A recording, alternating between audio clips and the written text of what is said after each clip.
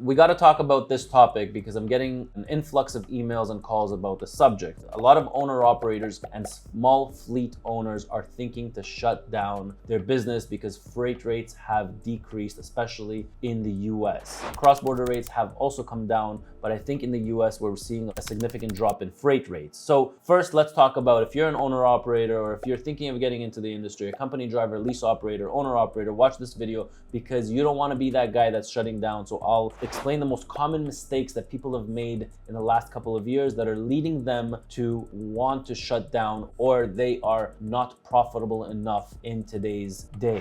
Okay, so the biggest mistakes that they have made is, you got to remember that 2020 and 2021 were unbelievable years for trucking, especially in the US. If you're an owner operator and you posted your truck anywhere, literally you would get paid $4 or $5 per mile in order to move that truck into US. We'd never had those freight rates here in Canada, but in the US, I heard it was just a gold mine for 2020 and 2021. Now, when it rains, it pours, and the rates were amazing, and a lot of people were making a lot of money. Okay, but one of the things that comes with making a lot of money is you gotta save for a bad day, and today is a bad day in trucking. So if you didn't do the right steps in 2020 and 2021, which is put some money aside for this rainy day, then welcome to it, because we are going to see a lot of companies go out of business. A lot of companies are shutting down, and a lot of owner operators, they most likely will not shut down. They're just going to be joining larger fleets that pay them per mile and give them that security that they need.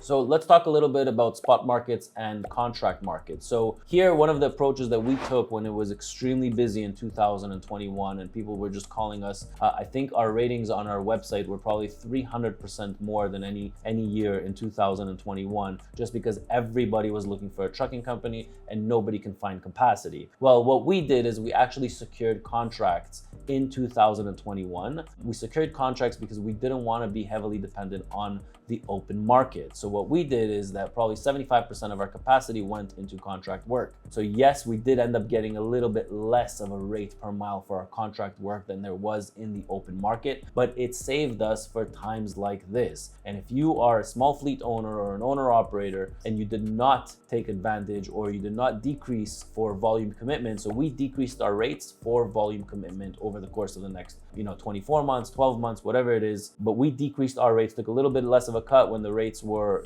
through the roof and nobody can find a truck. We decreased our rates in order to secure freight for the next 12 to 24 months. The next thing I'm going to talk about is the competitive advantage that you have when you have a newer truck versus an older truck. I mean, I've done multiple videos on aerodynamic trucks, and the guys that have the flat nose trucks, those guys that like their old Peterbilt, yes, Peterbilt.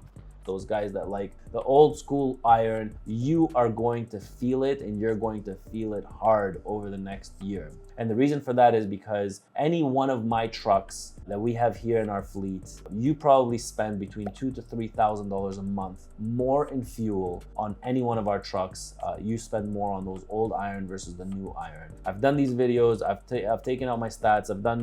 I've showed you my my analytics of how much how much a truck consumes when they're doing, how much money they spend on fuel when you're driving at 6 miles per gallon versus what you're driving when you're at 8 to 9 miles per gallon. And those of you that think that you cannot achieve 8 to 9 miles per gallon, well, you're 100% wrong, because our fleet does achieve 8 to 9 miles per gallon.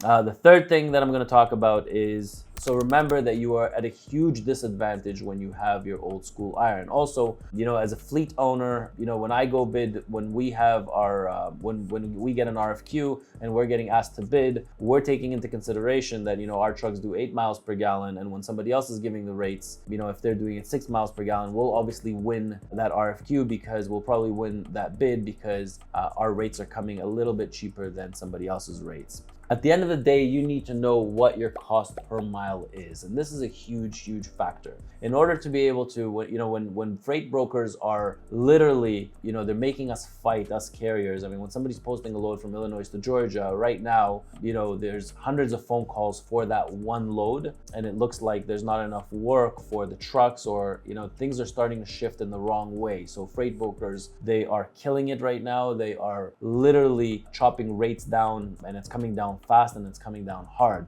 But you need to know what your rate per mile is. And the reason for that is sometimes you have lanes where you make a lot of money on the outbound and you break even on the inbound, but overall as an average, you're still running at 225 or 230. So you need to know what that cost per mile is for you.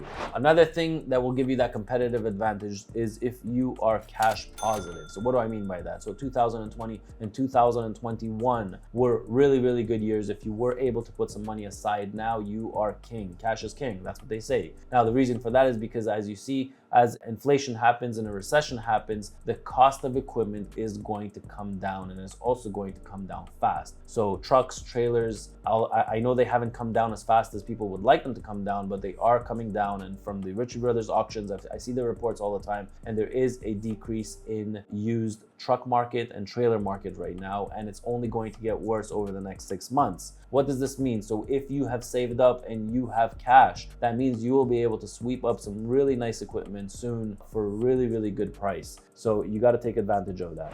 So when most people with their small fleets are thinking to shut down their company, remember that there's a ton of expenses that we incur, or you small fleet owners incur. I just want to go over them a little bit. So remember that the fuel has gone up significantly. If we're looking 1 year back, today I think the national average is about $5.25 per gallon. If we were this time last year, we were probably at around $3.70, $3.60, $3.80 as a national average in the US per gallon. So that's a huge increase in the cost of fuel. When people were billing $4 or $5 a mile, nobody really cared about the cost of fuel. Nobody really cared about fuel consumption. Who cares? We're billing through the roof. But now that the rates are coming down to the $2.50, $2.40, it's starting to crunch and people are starting to feel it. So when you are paying $5.25 per gallon, you are feeling it. So not only the fuel has gone up, but nobody is giving us any breaks on expenses. So what do I mean by that? The insurance, the plates, the tolls, the on-road expenses, they have all gone up, and they've gone up significantly over the last 2 or 3 years. Insurance, as you all know, I mean, the premiums have skyrocketed over the last 2 or 3 years. The equipment costs, I mean, how many times can I say this, that, you know, the equipment that we used to buy, I mean, just literally 2 years ago or a year and a half ago, we used to buy brand new trailers for $45,000. And 6 months ago, I mean, they were close to about $80,000 to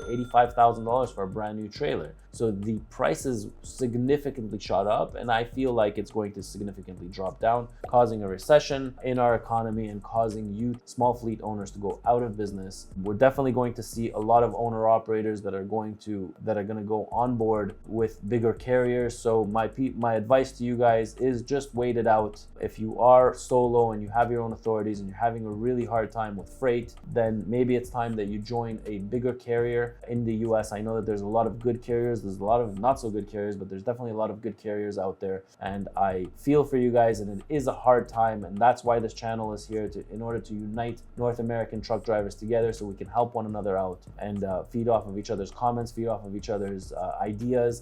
What are you guys doing out there? What are you doing with the freight rates? Do you have the luxury to just park your truck and say, hey, you know what? I'm taking a couple of months off. I'm not dealing with this nonsense and all these low ball offers for rates.